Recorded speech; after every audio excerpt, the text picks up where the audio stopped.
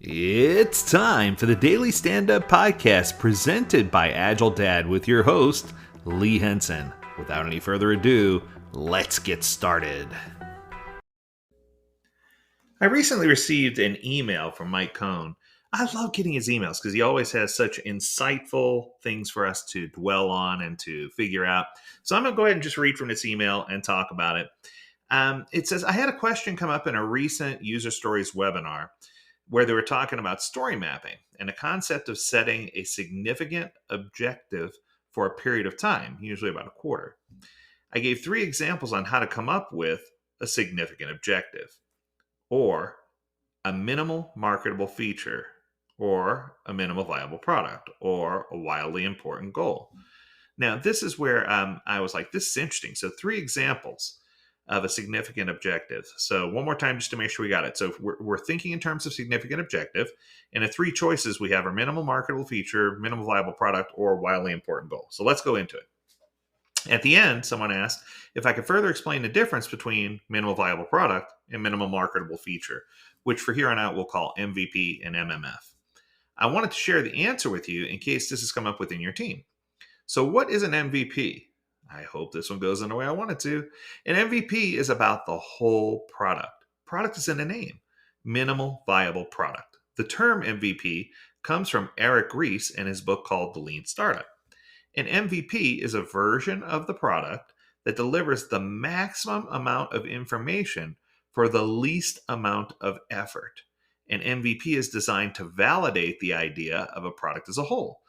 Is the product something people will pay for? Is the question you're trying to answer. I have a bit of an issue with using an MVP for a significant objective. I agree, Mike. Why?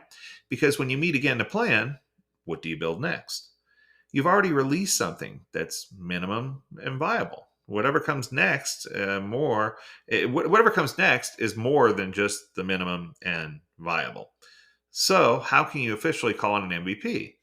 It feels like when you use that term, you can only use it once.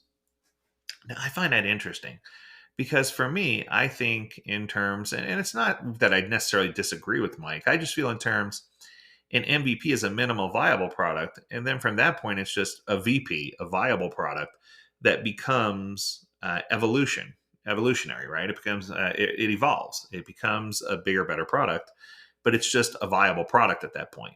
Once it surpasses MVP, we just drop the M and it's a viable product. At least that's what I do. And then I iterate on that viable product until it meets the expectations or exceeds the expectations of the end consumer without going crazy focusing on output.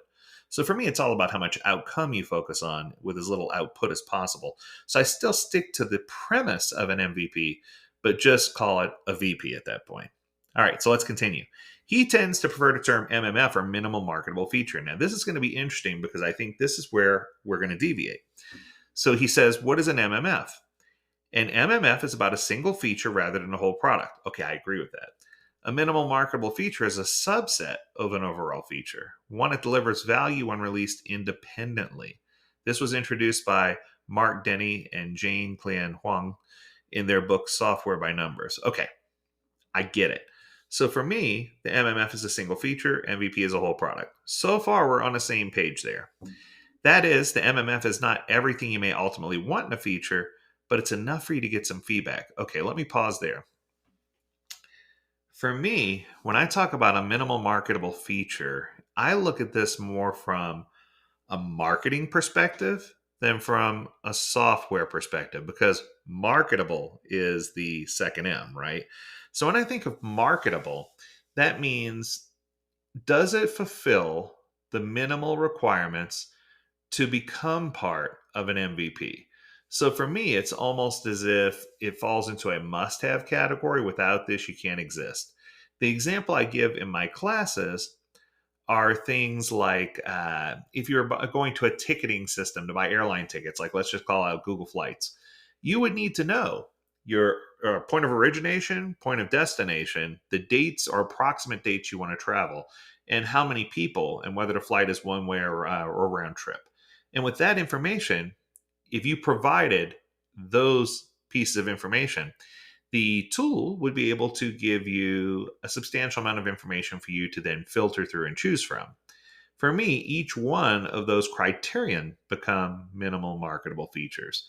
If your website to advertise flights did not allow you to put in a point of origination or a point of destination, it would not be marketable. You cannot go to market without it. So for me, minimal marketable feature means these are the features that are absolutely required to get this product to market, so that it's something that becomes, and the minimal marketable features do roll together to create a minimal viable product. But the reason why I use this example with the flight website is that at the end, when you click which flight you're interested in, it still pushes you out to that airline's website to make the final purchase of the ticket. So for me, in many cases, even if it's an MVP, it doesn't mean that it has every feature. It means that it has the set of features that complete what you need to do there in order to finalize your product or service decision. I know that sounds kind of crazy and complex, but I do a whole 30-minute segment on this during any of my certification courses by request. So for me, it is important that you understand. But here's his example. He says the MMF is not everything you may ultimately want in a feature, but enough to get some feedback. In a spell checker, for example, you may release a version that checks your spelling, but doesn't allow users to share their custom dictionaries or other things you know they'll eventually want. But you've released enough to market that your spell checker includes that feature. Okay, I like that example. What's the difference? A minimal marketable feature is smaller than an MVP. Agreed. MVP can and would include multiple MMS. That's what I just explained. Perfect. For example, for building an e-commerce website, you might have the following requirements. I need to be able to search for items, put items in a cart, pay for the items, and then set a delivery address. All perfect. Each one of those are MMS, and they roll into an MVP. That complete set of features would be an MVP. Yes, I could launch my e-commerce site with those features. An MMF, on the other hand, would be a way to deliver part of the value of any one of those features without delivering everything. Let's just say we want the MMF, I can pay for items. We want to be able to launch that feature in a coming period, but decide to launch it in a minimal way first, maybe for capacity reasons, or maybe because we want to learn something about it before we create a bunch of functionality around that way to purchase. That makes total sense. So if we take the feature I want to pay for items and identify it as an MMF, I can pay for an item using MasterCard. It's not the whole product. It's not even a full feature, but it's enough to get us going so we can run a sample set of tests. When you prefer to think about MVPs, MMS, or something else, focusing teams towards a significant objective of what we're trying to do and mapping the stories to a user experience will get you there. These are the keys that you need to be successful. So for me, I find organizations really struggle with the concept of MVP and MMF, or definition of ready versus definition of done. I hear these confusions all the time. And my hope is that through us working together, we can help formulate ways and tools to help use examples like Mike's example for an e-commerce site or my example for purchasing a flight. The key isn't always to get to the end deliverable. The key is to meet the end objective and to provide tools to help people get to that end objective. Okay, so that's going to do it.